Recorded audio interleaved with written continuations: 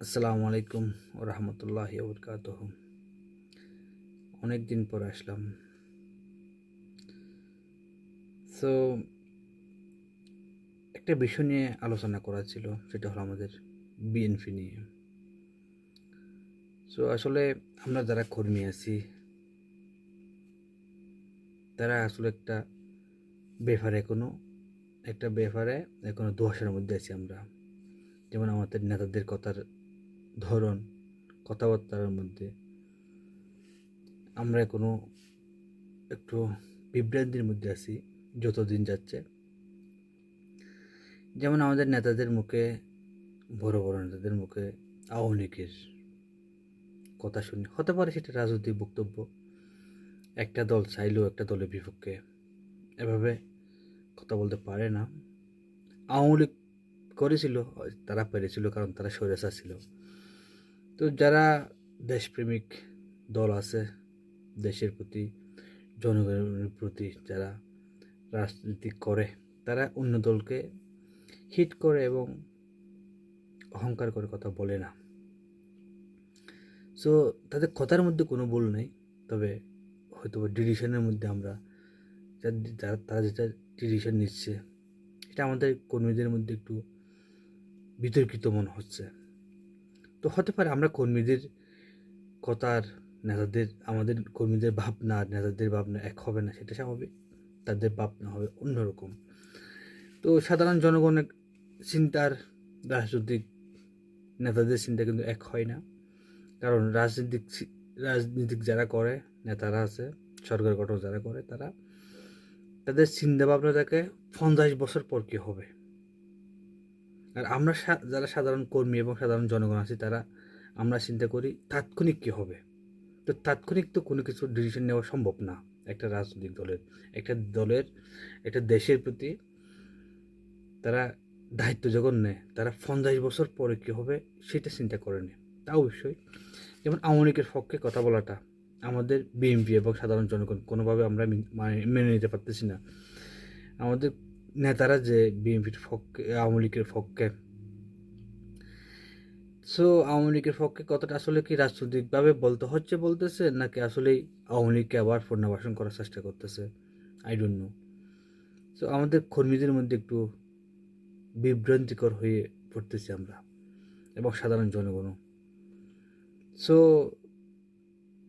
আসলে রাজনৈতিক বক্তব্য তো সবাই দেয়, যেমন জামাতের আমিরও বলেছিল যে আওয়ামী লীগ ছাড়া নির্বাচন গ্রহণযোগ্য হবে না, আর বিএনপিও সেম কথা বলেছে। সো তাদের নিষিদ্ধের ব্যাপারে বিএনপি এক নয়, মানে বিএনপি চায় না আওয়ামী লীগ নিষিদ্ধ হোক। সেটা তাদের কি রাজনৈতিক পলিসি, নাকি আসলে ব্যক্তিগতভাবে তারা চায় আওয়ামী লীগ নিষিদ্ধ না হোক? কারণ দেশের জনগণ কিন্তু হিসেব করতে গেলে, যদি হানা বোর্ডের মাধ্যমে যদি আওয়ামী লীগ নিষিদ্ধ করবে কি করবে না, যদি হানা ভোট হয়, তাহলে আওয়ামী লীগ নিশ্চিত নিষিদ্ধের পক্ষে যাবে সবাই। সো বিএনপি কিন্তু তার বিরোধিতা করতেছে। জানি না এটা তাদের চিন্তাভাবনা আসলে কি, তারা কি এখন কথা ভাবতেছে, নাকি 50 বছর পরে কি হতে পারে সেটা ভাবতেছে। আর একটা দলকে একটা দল নিষিদ্ধ করতে পারে না, সেটাও সত্যি। যেমন জার্মানিতে হিটলারের দল এখনও নিষিদ্ধ হয় না সম্ভবত, আমি যতটুকু জানি। কিন্তু তাদেরকে এক প্রকার নিষিদ্ধ করে দিয়েছে তাদের দেশের জনগণ। তো একটা দলকে আসলে পঙ্গু করতে পারে এবং নিষিদ্ধ করতে পারে সাধারণ জনগণ, এটা সত্যি কথা।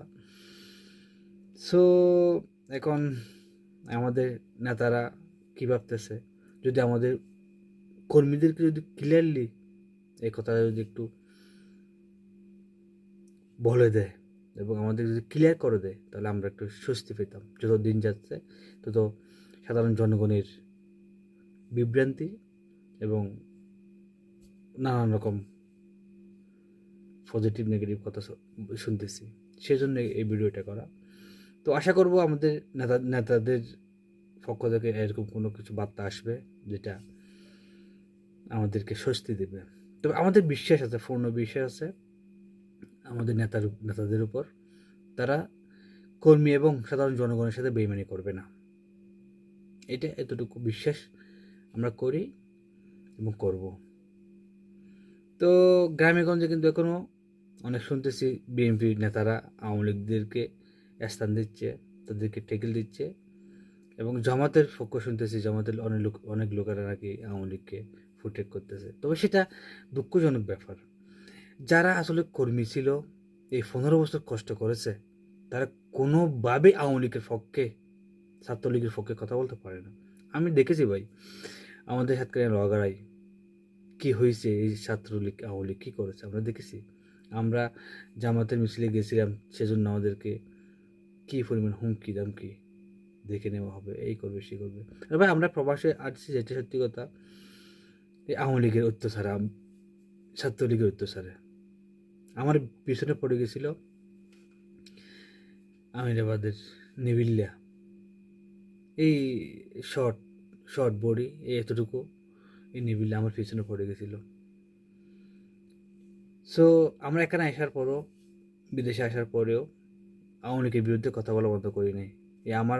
আমি আওয়ামী লীগের বিরুদ্ধে কথা বলি বলেই আমার পরিবারকে অনেকবার হুমকি দেওয়া হয়েছে, আমার ভাইকে আমার ছোটো ভাইদেরকে অনেকবার হুমকি দেওয়া হয়েছে। সো আমরা এত কষ্ট করেছি, এক কষ্ট করতেছি। সো এখন বিএনপির লোকেরা যদি আওয়ামী লীগদেরকে যদি স্থান দেয়, এর সাথে দুঃখজনক আর কিছু হতে পারে না। এটা আমাদের একটা মানে আমাদের হৃদয়ে লাগে কষ্টটা। একটা আওয়ামী লীগকে, ছাত্রলীগকে কীভাবে একটা বিএনপি স্থান দিতে পারে, প্রোটেক্ট করতে পারে, আই ডোন্ট নো, আমি জানি না ভাই এটা কী করে সম্ভব। তবে হ্যাঁ, আওয়ামী লীগের অনেক ভালো ভালো নেতা আছে, আমরা দেখেছি। তারা নিজেরাও আওয়ামী লীগকে পছন্দ করতো না শেষ পর্যায়ে এসে, কারণ তাদের স্বৈরাচারের মাত্রা এতটা বেড়ে গেছিল।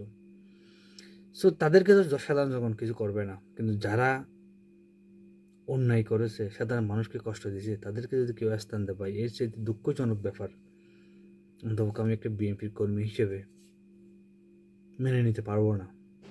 তো সব ভালো থাকবেন, আর চেষ্টা করবেন ভাই এদের কাছ থেকে দূরে থাকতে। আমরা বলছি না যে আওয়ামী লীগকে আপনারা অত্যাচার করেন, এটা বলছি না, এটা বলার প্রশ্ন আসে না, কিন্তু হ্যাঁ, তারা যে অন্যায় করেছে সেই শাস্তি তাদের পেতে হবে, তাদেরকে মাফ করা দেওয়া সম্ভব না।